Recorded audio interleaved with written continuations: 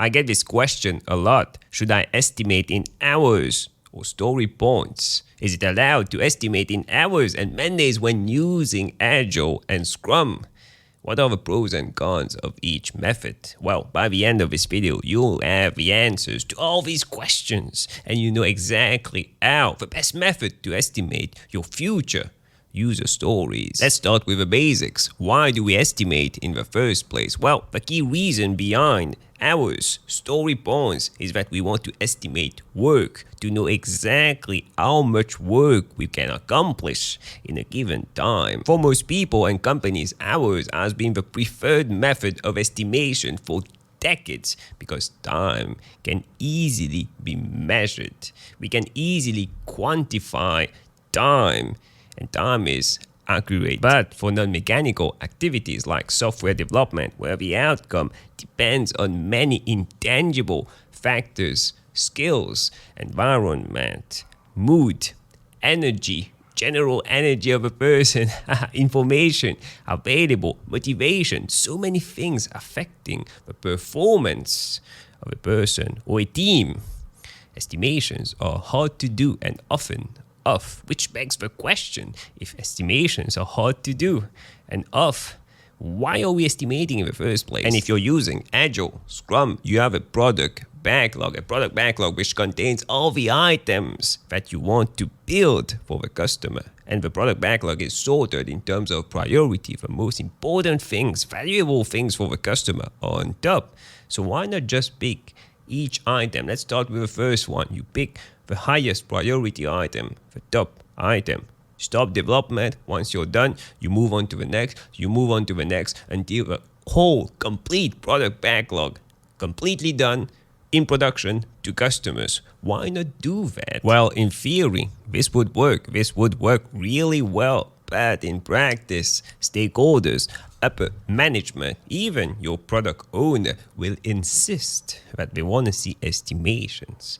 They want to know, they want to have a timeline, they want to build a roadmap, they want to have release dates, milestones, and for all these things, they need estimations from the team. And because of this, estimations are important, essential in a project if used correctly. And by correctly, I mean that the correct definition of an estimation is used. An estimation is not a deadline, not a target date. It's a possibility. It's simply a guess. An estimation is a guess. Given all the information that we have right now, we are guessing, estimating that we would complete this given amount of work in this amount of time. We are guessing how big an item is or how long an item would take to accomplish based on all the information that we currently have. But I'm sure that you experience that a lot. Stakeholders, upper management don't understand what estimations are. They think that an estimation is a correct figure. We can use the estimation to set a target date, a release date, which can't be changed. So if you're experiencing this in your company, with your team, explain to management that it's simply a guess. You can use the Google definition of an estimation. It says that it's a guess. We are guessing, predicting based on the information that we have, and explain that to your team also. And the cool part with estimation is the more we work together as a team, the more we know the product, the more we know how to work together, the better we are at estimating it. We use estimations to build a roadmap, set target dates, milestones, do budgeting, set goals, and have target dates to communicate to customers. And if estimations are all about possibilities, guesses, how easy is it to have a team of people from different backgrounds, different skills, experience? How is it to have a common understanding to build an estimation with all these profiles in a given team?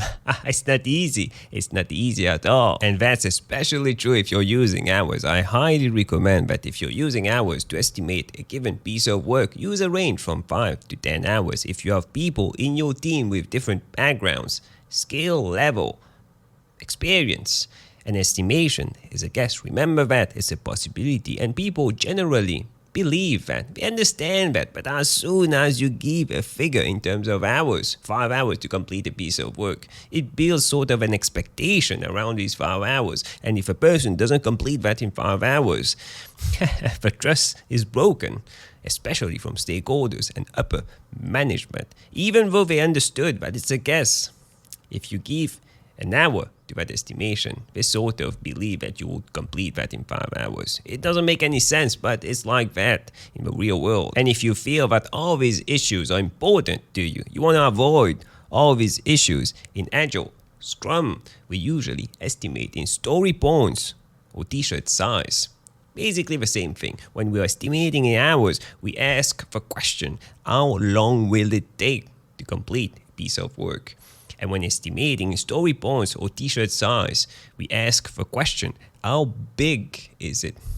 Looks similar, but reframing the question from time to a measure of how big or how small is it? Game changer. If you want more details on how to estimate in story points, t-shirt size, you can watch this video right here. I did a full breakdown, which you can use, a step-by-step guide, which you can use to estimate all your future user stories. I personally like estimating in story points, and there's 3 main reasons, key reasons for that. First, there's no link between experience, skills when estimating. Let me give you an example, simple example. Let's say I'm estimating in hours. There's a piece of work, I say that it's 5 hours for me to complete it. Some people might believe that other people can complete the same task in 5 hours, but I have 5 years experience, and the other person who will be working on that might have a few months of experience.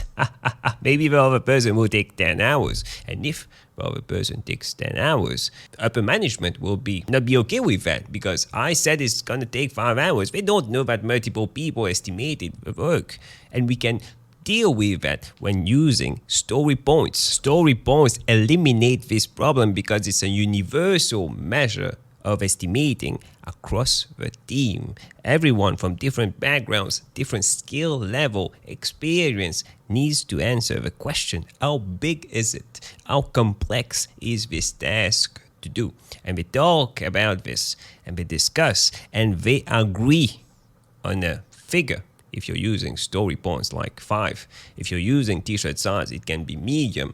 Everyone has agreed. It doesn't matter if the person estimating the work will do the work later, because it doesn't matter. The person estimating the work is the team, not a single person. And because we used medium, large, extra small, 5, 8, if you're using story point, it doesn't mean anything. It's a guess, a prediction. It's simply based on the complexity and the size of something. No one, if you give that figure to management, they can't tell you, okay, you need to meet that figure. It doesn't make any sense for them. What's 8? What's medium? If you give hours, it makes sense for them. They can see the hours and they will make you abide to what you said. This eliminates the problem when using story points. Estimating in story points is also a relative approach. When estimating in hours, we take a story, this one is 5 hours. Next story, this one is 8 hours. But when estimating in story points, let's say we have a story. In sprint 1, we did a story and we said that the story would be 3 points. In the next sprint, if there's a story which is quite similar, we already know that this story is 3 points because it's similar to the previous story that we completed. 3 points, we already know how much work is, how big and complex is 3 points. And if we have another story, which is maybe, we say that it's bigger. We know that it's not a 3, it's bigger than a 3. Maybe it's an 8, maybe it's a 20, maybe it's a 10. We don't know, but it's bigger. Everything is compared to each other instead of individually estimating stuff. It's easier. We see a story, we see that it's bigger, we compare that to something that we know we've completed, which is smaller, and we give a t-shirt size or story point. It's really, really simple to estimate this way compared to hours. Estimating in story points can also be used to build a roadmap, to set target dates. Management, upper management, love that. They love this prediction, these releases, these target dates. And we can easily do that using story points. We have a concept called velocity, the pace of a team. How many points are completed each and every sprint by the team. We can have an average velocity for 3 previous sprints. Let's say for the 3 previous sprints, simple example, the team worked on 10 story points per sprint. The average for the 3 previous sprints, 30 divided by 3, it's 10 story points. Simple example. We already know that there's 20 story points remaining until the next release. 20 divided by 10, that's our pace. We know that it's going to take 2 sprints to complete all the things required for the next release. Remember, it's a guess, it's still a prediction, but we can use these story points to predict things. Releases, target days, communicate days to customers and all that. It's still possible, same as for hours. If you want more tips, insights on Agile, Scrum, personal growth, click on the video that stands out the most on the screen right now, and I'll see you in a few seconds.